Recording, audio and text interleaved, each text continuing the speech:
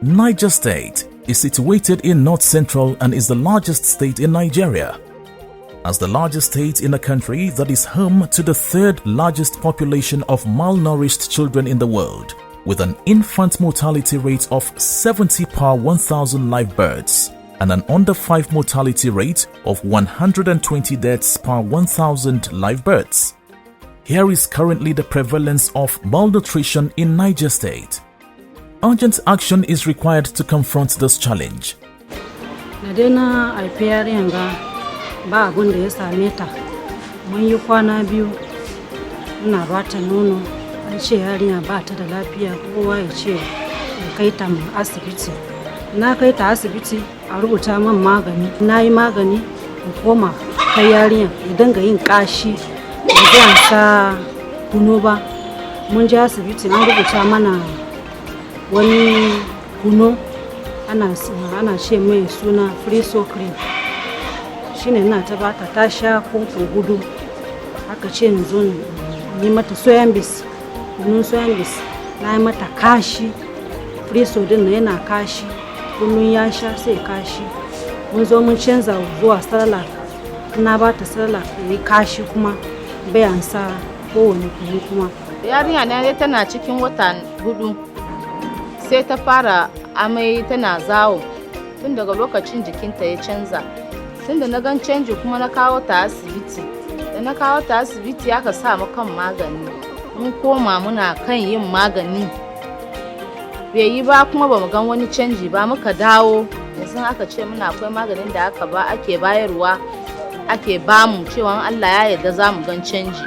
Although the budgetary allocation for nutrition interventions in the state increased from 198.2 million naira in 2015 to 2.7 billion naira in 2022, the Niger State government underspent its nutrition sector budget despite lower than expected allocation.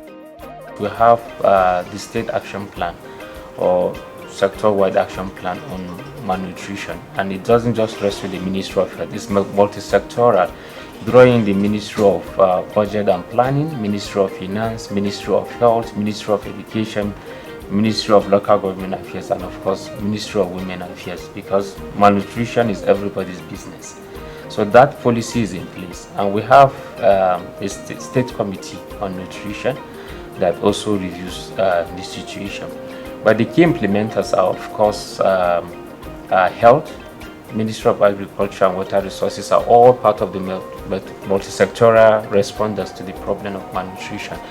Now, at the community level, we have a number of programs. We have what you call community infant and young child feeding programs. We have maternal and infant community feeding programs and nutrition. And then we have CMAM, that is community management of acute malnutrition. And we have all these programs in different communities, in different facilities, in different sites where the problems are severest.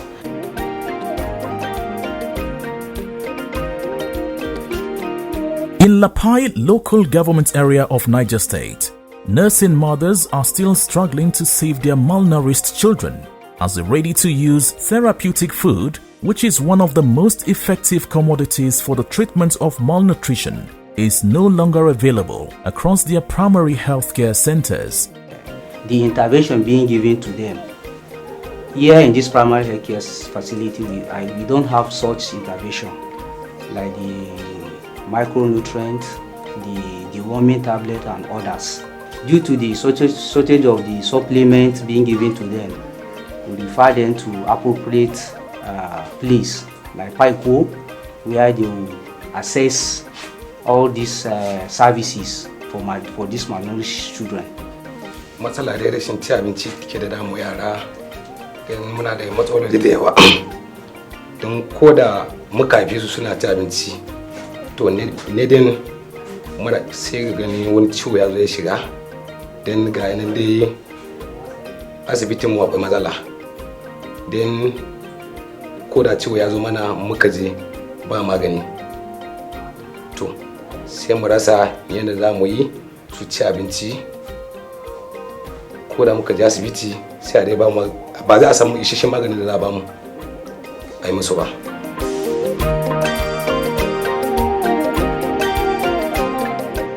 In Paiko local government area of Niger State, Tungan Hassana community is one out of so many other communities who lack conducive health facilities, nutrition commodities and drugs for their malnourished children, causing a decline on the number of patients visiting the primary health care center in search of medical care.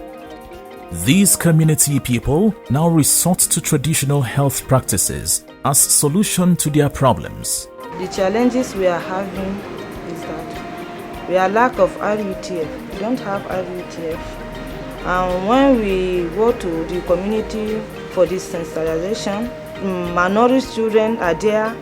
If we give them appointment, then when they come, they will not meet and they will not get RUTF. Immediately you place a child on RUTF, within 1 to 2 months, you will notice a drastic change on those children. Their health will improve, their weight will improve, everything will change. But unfortunately, after some few months, the RUTF is not available to be given to the children, and the mothers stop coming to the facility. They doesn't visit facility because most of them have no money to buy drugs. Since October 2020, we are stopping getting RUTF, and we complain to the government, and there is no any response. In Shiroro local government area of the state, the nutrition officers are already working with families of malnourished children to teach them how to prepare alternative local meals in replacement for RUTF. However, malnutrition staff will have to be engaged to cater for the huge landmass and population. Principally, we also train quite a lot of people, health workers and volunteers, mothers and caregivers alike. We counsel them, we educate them on, healthy food practices to counteract some of the causes of the malnutrition itself, because some causes are usually sort of socio-cultural, perceptions, superstitious belief. You shouldn't give a child meat to eat or fish or egg. He or she will steal when he or she grows up. So we have to counteract all those sort of beliefs and practices. Things like colostrum, the first milk that a mother expresses, is highly nutritious, very safe, and provide a lot of immune booster to the child. Some communities will express this milk and trade away. So we do all those kind of things. And of course, also teaching people to use the basic nutrients found in their communities. We teach them how to properly make nutritious meals out of it, because some don't really know how to the right combinations, and those kind of food ingredients are readily available in their immediate communities. The nutrition unit of the ministry is doing a lot, especially in terms of sensitization, going to the communities, the radio jingles, talking to people, and the drama exercises. In any opportunity we have, we draw me to people on the need for the children to be given the appropriate nutrition. And the male are always in attendance in those exercises. So we believe the message is being passed to the right people. Most of the nutrients these children deserve to grow is among the components of this RUTF. So we are pleading with the government to please look into the issue of these innocent children and make the RUT available in all primary healthcare centers, because that is where we see a lot of malnourished cases. Actual expenditure on key nutrition intervention has fallen from 89.18 naira per person per annum in 2020 to 31.3 naira per person per annum in 2021. Efforts should be scaled up for the implementation of key nutrition-specific and nutrition-sensitive interventions to address the burden of malnutrition in Niger State.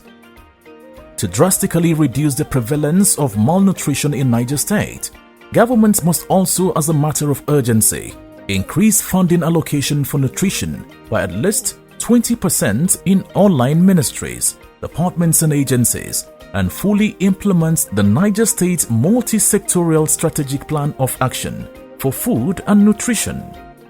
There is need to also increase nutrition budgets and ensure effective utilization of released funds.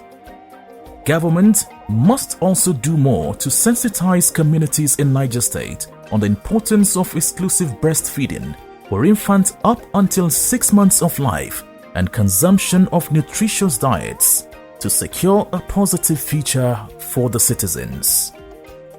This message is brought to you by Civil Society Scaling Up Nutrition in Nigeria, CS-SUNN, in collaboration with Niger State Primary Healthcare Development Board